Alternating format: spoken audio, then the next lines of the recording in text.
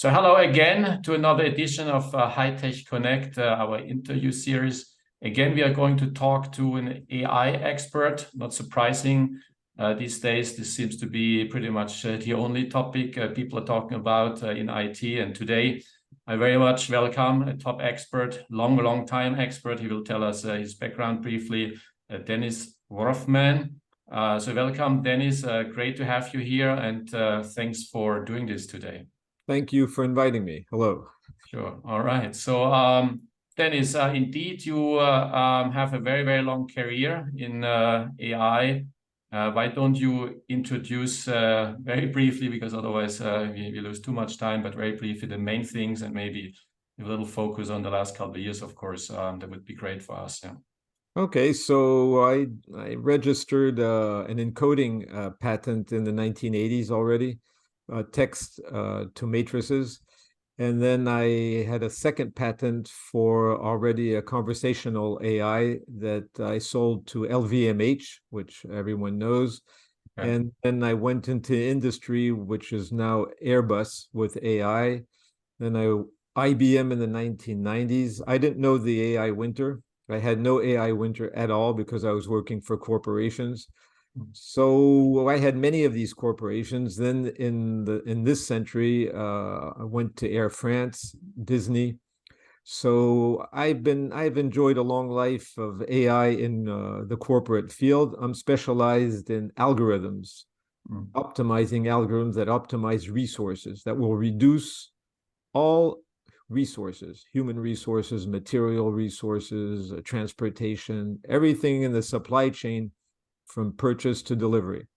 Right. And in the past, I would say since the article, Attention is All You Need, article on transformers, I've been working on transformers. I wrote the first monograph that was published early 2021. I wrote it in 2020. And I'm already speaking about GPT in that first book because it was there. It's been there a long time. Then a second edition in 2022, and I'm working, of course, on new materials. So I'm pretty familiar with GPT models and generative AI. Right. Great. So you have the right guy here, that's for sure. So is writing these timely books on transformers and large language models your main occupation right now, or you have some other things going on? Well, this is my sixth book. I had to work with translators in China, South Korea, and Japan also. And I do consulting. I do consulting when needed. Right. If a company asks me something and I say, you don't need it, first I see if they don't need it. Then if they need it, I'll do some consulting and maybe help people with some development. Right. So if I read this correctly in your profile, your NLP research work dates back all the way to 1978. Correct me. That's nearly half a century soon. So at a time, of course, where all these compute capabilities were absolutely not here like today. And I guess in deep neural networks, you couldn't rest alone large language models ever train at the time. Do you have the feeling that back then you had to actually do more hard research work, smarter algorithms than compared to today, where it seems like often so sort of a brute force approach, scrape the whole internet of the world and other stuff, and then put it into massive IT infrastructure, GPUs and whatnot, and then crank out the goodies. How has this changed over the years for you? And is my statement correct? I would say there are three stages. The first stage, as anyone my age knows, that we really had to optimize the algorithms for them to work up to, I would say, around 2006, when the big servers came along. So that's the first period. Okay. And then when we saw these servers coming along in 2006, around there, maybe some is 2004, let's say in that period, well, people began to be less frugal and just do what you said, brute force. Then the transformers, let's fast forward, the transformers came along. And first, everyone was having a lot of fun with $1 million machines and all that. But then things changed last year. It's been changing for the past year. 2 years maybe, is that the models are so large that we're going back to the 1980s. You have to optimize every single usage of every CPU, GPU you're using. It can't be done anymore. Otherwise, you're going to have to wait for weeks, even with huge machines, because since you want them to do much more with images. So we're back to where we started, optimizing the code, switching to memory, coming back here, avoiding redundant pointers. So those are the three periods. Period one, frugal. Second period, let's have fun. And now it's back to industry. All right, so full circle. Then, of course, a guy like you is in high demand, I can imagine. But still, to run these infrastructures is hugely expensive. We're talking here hundreds of millions just to maintain them, yearly expenses, right, on compute, on energy costs and whatnot, and the people around it. We're not even talking about the algorithms per se there, but all the infrastructure. So this becomes a game for looks like only the big internet giants who can spend hundreds of millions, the blink of an eye. Even big industrial companies in Europe wouldn't be able to do that and don't do that. How do you see this development? And maybe also one addition here, public research, of course, it's a huge disadvantage here since they can, of course, not afford such steep expenses. Yeah, so so once again, innovation always goes through stages like that. So the first stage we're living right now is a billion dollar market.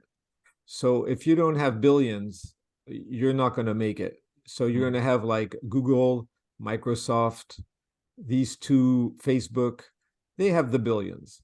So they're giving these billions to OpenAI for ChatGPT. That's a billion-dollar market. Under there, you do have middle-sized platforms like Hugging Face, which is expensive, but not that expensive. And then you have geeks that are always want to hack the systems. So we're finding now people that know how to build models cheaper for domain specific. For example, if you're working for a company, I don't need all ChatGPT Plus. I just need it to do that. And to do that, you can go take an open source model. You can clone the source code on your server, so you're cut off from that world, from privacy, and you can develop your own little model. It'll be expensive. Maybe it'll cost you a few $1,000 to train it, or maybe $10,000 or $20,000 to train it, maybe even $50,000 if it's a big one. But it'll be yours. Right. It'll be on your server. So that is a trend. That is a trend for companies like in Germany. You have Siemens. Siemens. They have very sophisticated AI for windmills, for example, maintenance, and they've developed their own algorithms. So it's not that difficult. In fact, I've written for a course I'm doing in September, a mini ChatGPT, just a mini one that you can use for customer support, training it on specific data. So as you see, there's always different dimensions, like when we were speaking about hardware. Of course, the billion-dollar market can do everything, and they'll make the billions. But a company doesn't need that. We can focus on a specific part, take the open source, and repurpose it ourselves. So you need the experts, of course. So where is this going, in your opinion? Will it be possible to run this stuff even on, let's say, a microcontroller at some point? Have my own large language model, whatever I'm doing at my in my wristwatch, or is this a bit then too much sci-fi? Well, if we're talking about that, we're talking about a connected world. So if you're on your wristwatch, of course, you'll have access to that, but it'll be through an internet connection. So it will be on a server, and then you can do anything you want. In fact, you can almost do that today. Or even yesterday. But that's not what companies are looking at. Companies are looking at how to leverage that in data science. So you can do a lot of things in-house if you're doing domain specific. Of course, if you're talking a world-class corporation that wants to do everything, well, then they can go to Microsoft and to Google and negotiate the privacy, the platforms, and spend a few $1 million. So it will be like everything. It will be, you can buy SAP for your ERP and you can install it, or you can buy a smaller one, or you can just have a few applications. It'll be exactly like the software market. Right, right. Now, the CEO of OpenAI, who's quoted a lot recently for the big success they enjoy, has said, if I saw this correctly, that he thinks there's actually game over. So the large language models have pretty much reached the end of its capabilities. And from what you are saying, that sounds like absolutely not true. What's your comment on that? So, you know, Newton thought that he had found all the solutions in physics with the gravity. Okay. Then Einstein came along with the theory of relativity. Yeah. And then a few years later, you had quantum mechanics that went. Einstein was working on it, and then people were saying, "Oh, we reached the." And then you had Turing. That's utter nonsense. Okay. It's a problem. I admire this person. I admire OpenAI, the success and everything, but there's a tendency for billionaires to think that they have this vision. Since I'm rich, I know everything. Well, they're not surgeons. They can't operate people, and they don't know anything about the future. No one knows anything about the future, because if we did, we would not have the September 2008 economic crisis with all the experts that didn't see anything coming. So he knows nothing, because you have China working, you have Russia, you have South Korea, Japan. You don't even know what's going on. Like we thought the chips had reached a limit, right? And the US cut off the chip. All of a sudden, China invents these new little smaller chips that they put together. Humans innovate. So this is nonsense. All right. Okay. Good. That was a clear statement. As I understand, you're living. Although I admire the person, Yeah. Like sure. I admire Leonardo da Vinci, but they can't be right about everything. Yeah, sure. Yeah, and it's not the end of innovation, that's for sure. Yeah, I concur. So you are living and working in Paris, if I saw this correctly. So you have, I guess, also an interest in comparing the US, Europe, China. You just mentioned. So it looks like to me and others, there's sort of a race also going on between these nations. Who's ahead of things, so a race for, of course, the innovation itself, but then for talents, for the jobs, the wealth that's being created, and it seems like Europe is lagging behind here once again. It's not the first time in technology. How do you see this, and is this a correct observation? And where does Europe stand, and will they ever catch up, or have basically no chance because we just also lack these big internet companies that are out there? This is a very difficult subject because it's a cultural subject. So you take I'm a Franco-American, so I'm both American and French. So I know both cultures very well. Europe, I was born in Germany, so I understand German culture, French culture, I'd say European culture and American culture. Europeans, of course, I'm not going to go into the cliche. United States and China are leading. Okay, let's take them out of the picture. Let's look at Europe. Europe are discreet people. They're not flashy. Corporations like Airbus are not flashy. You're not going to see the CEO on Twitter making comments every day on the future of humanity, space. But believe me, Airbus is working with AI. I did a conference with MIT a couple of years down there. They envy nothing. They're world leaders in aeronautics, and they're competing with Boeing. So Airbus is there. I mentioned Siemens. Siemens is there, but European companies are discreet. Siemens works. They sell, but they're not on Twitter every day.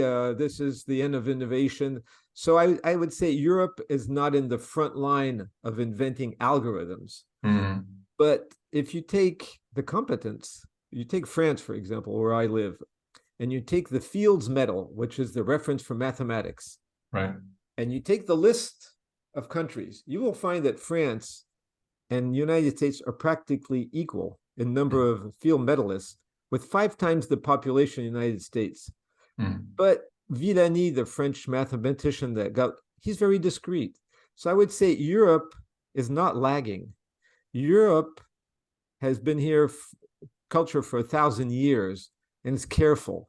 Europe is much more careful. We have more regulations.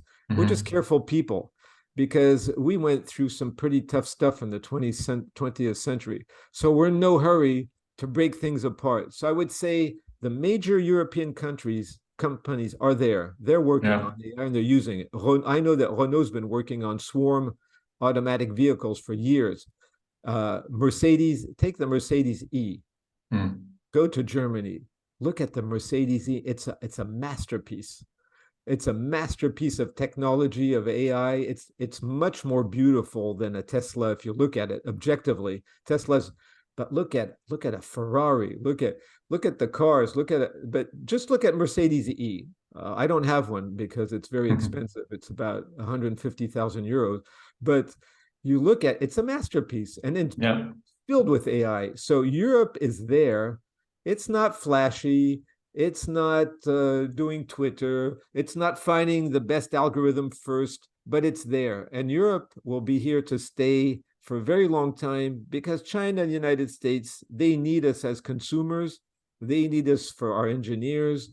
So I'm not worried about Europe. All right. Okay. Yeah, great to hear that. Not everyone shares that opinion. Maybe just one comment from my You're in side. Switzerland, right? Yeah, I'm in Switzerland, but well, I'm also a German. Yeah, but look at the number. Look at the number of papers published by Switzerland in artificial intelligence. Yeah, you're going to see there's a vast number of artificial intelligence papers published by Switzerland that are extremely interesting. They're not on the media, but they're very deep. The Swiss are very good. So I would say Europe is okay. We just don't need to be on social media every day. Right. Well, maybe I should rephrase what I meant actually was more the capability to commercialize this early on, and every technology coming on, commercially speaking, there's a race, and then at the end you have typically only very few and sometimes only one, a monopolist to succeed. And Europe hasn't seen all these big tech companies in the last, 30, 40 years, not at all. Companies you mentioned, they are all 120, even longer years old. And therefore, we are losing out on these new possibilities from a commercial perspective, because these jobs are, of course, then created in the majority, not here, but in North America, or I don't know what's going on in China. They're more closed, but also there, of course. And, From that perspective, Europe has lost the game. Right. Yeah. So okay, that's also a clear statement. I see what you're saying. Okay. So you mentioned Europe is careful, not flashy. That is also shown here in the AI regulation. So again, after the GDPR regulation that they brought on, now looks they're bringing for AI something. I've seen your comments on regulation. You seem to be in favor of it. Any comments on that? And is Europe doing here the right thing? Is the regulation that they have planned sufficient? You like that? Or any other comments on that? Well, if you're an entrepreneur, I've been self-employed all my life. Your first reaction is, another regulation. You just hate them. You just say it's slowing the whole world down. But then when you look at how these big tech companies have no morality when they're selling, saying, well, maybe it's not so bad for Europe to protect us. So we're caught in between. An entrepreneur doesn't want regulations. We want to go forward, and we're not worried about I'm not worried about the morality of big tech because I know how to work around them and I know how to install secure systems. Then on the other side, I say, well, lucky that Europe is there for private data, privacy. There's no answer to that. We hate regulations, but we need them. That's the short answer. Okay, cool. Yeah. So we have seen, I think at least I have seen 2 public letters signed by, surprisingly, also AI researchers, well-known ones, I guess well-respected ones, being suddenly totally scared that AI kills humanity and whatnot. The first one was already quite direct on things, but the second one said even talked about killing humankind, right? The possibility and asking for protection, of course, the government. First one was about regulation, so we clarify that you're in favor of that, but the second one was about this. So what's your quick take on that? Will quick take AI get crazy and kill you and me and others? So. Yeah, so here's the problem. Yeah. Suppose we're a billionaire. A billion, because I've worked for several billionaires, LVMH and all that. I know them. Billionaires have no notion of what money is, because in the day they don't do the shopping, the cars, and they've lost contact with reality. So they live in a hyper reality with the jet set. I'm taking my jet and I have my latest technology. So they're living in a hyper reality. But then when you take it apart, there's something in the world called electricity. Oh, they forgot. They don't know about electricity because they have all the. No, there's something about electricity, and there's a lack of energy on this planet. So there is no way that we can increase exponentially energy and produce computer chips, because for computer chips, we need rare minerals that maybe come from China a lot. We're going to go to the moon to get them now? Of course, that's going to be very cheap. You go take a rocket, go to the moon to get minerals, coming back, that's going to be a very... So these people are cut off from raw materials. I need electricity. I need computer chips. And people don't have electricity. You have maybe 700, 800 million people. They don't have electricity, don't have computers. They don't have internet. So this is a California, there's this song in the 60s I liked, it's called California Dreaming by the Mamas and the Papas. Yes. So that the Beach Boys sing it. So they're in California dreaming, let them dream. Now you go to a European industrial manager and you tell him that. Well, he'll laugh in your face, because you say, I'm trying to get spare parts. We can't manufacture cars right now because we're trying to get the raw materials. Everywhere in the world, people are stuck. No, but they're going to have enough computers to replace humanity. So you need 8 billion robots to attack 8 million. And then there's another thing. I live in France. There's called a revolution. So in 1793, the French people cut the head of the king off. You think humans are going to sit around like that? Come to France. We're specialized in riots and strikes. So I doubt that, and Germany is not too bad now either in this respect, or in Italy and Spain. So I doubt that people are just going to sit there and say, oh, a robot. I think they're going to tear it apart before it goes. So this is California dreaming. Okay. All right. But what's the reason? A bit of Hollywood. You take Hollywood. Okay. They have dinner with actors. They're mixing all up. Okay. Well, okay, as long as we don't listen to them. So still, you said no one can look into the future, but of course everyone is still asking the question. So I ask it to you as well. Where do you expect this NLP and other AI things in let's say in the coming years, maybe not too far out, to go? Is there any potential even holy grail breakthrough to be expected if you continue, or is it flattening out, or you say simply, well, what the heck, no one knows and I don't know either? You expect some big things to come in the next couple of years that we...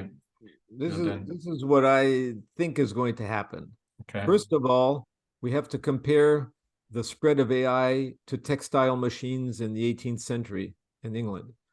They're going to replace a massive amount of paperwork and employees that are not too qualified. So there's going to be an impact on the job market.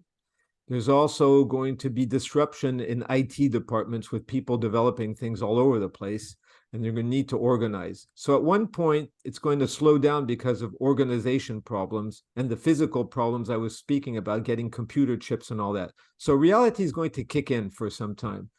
And then, like always in humanity, someone's going to come up with something more powerful than this algorithm, which is a very simple algorithm. I've spent several years now looking at the math. It's very simple.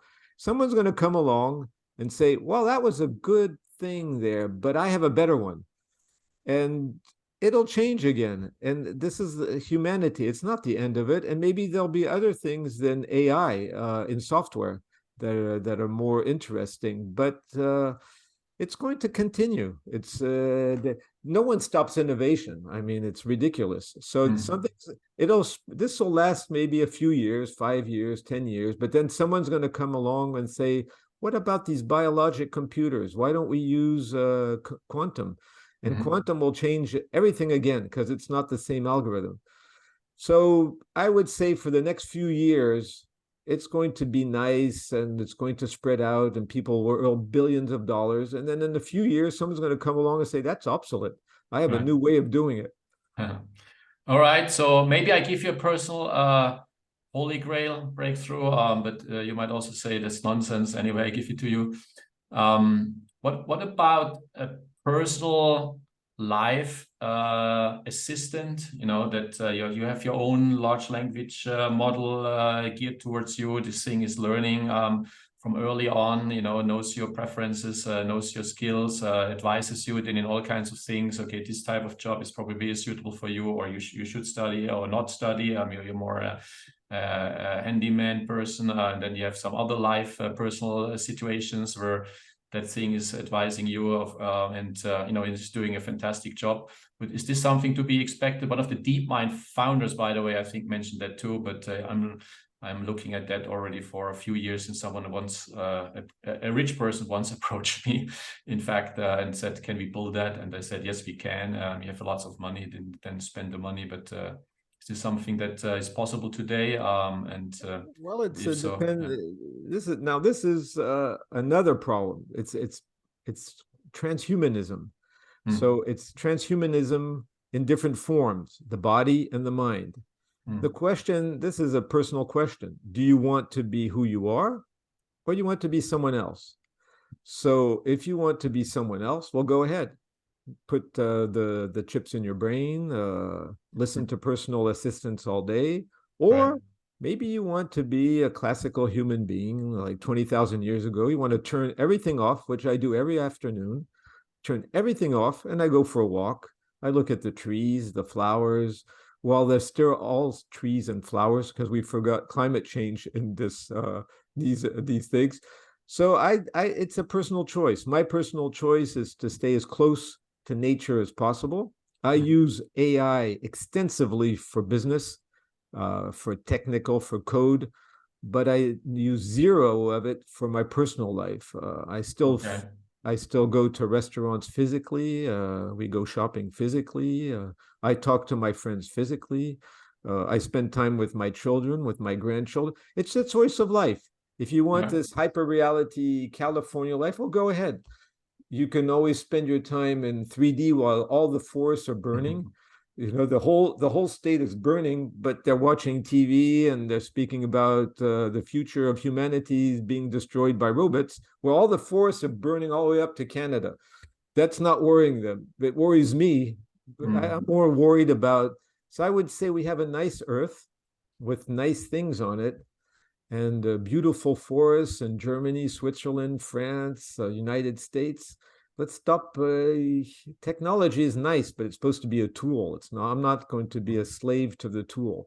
Right. So this is my opinion. Although I use it, I use all forms of AI for business, every form, but not for my personal life. Okay. Good. We're coming already to the end. It was so fast. Really great listening to you. One final question for me, and you can, of course, end with any statement that you want to make on this subject. So what will you work on still in your career? What can we expect to come out of you is maybe a good last question that I have. And then again, you conclude with anything you would like to say. Well, I'm working on some mini ChatGPT models because I'm doing a lot of mechanics. I take them apart all the way down to the math, all the way down to the variables to the constants. So I'm an algorithm person. So I'm having a lot of fun, and I'm preparing another, I'm publishing things, and I'm doing some consulting and some courses. I'm just doing what I've been doing all the time: consulting, developing courses, writing, and spending a lot of time nature and with my family. All right. Great. That's a nice last sentence. Thanks so much. It was a real pleasure talking to you. All the best to you and your consulting, and maybe we speak about other topics on the same subject at another Okay, time. thanks for Okay. inviting me. Sure. All right. You take care. Cheers. Bye bye. Okay, bye-bye. Bye bye.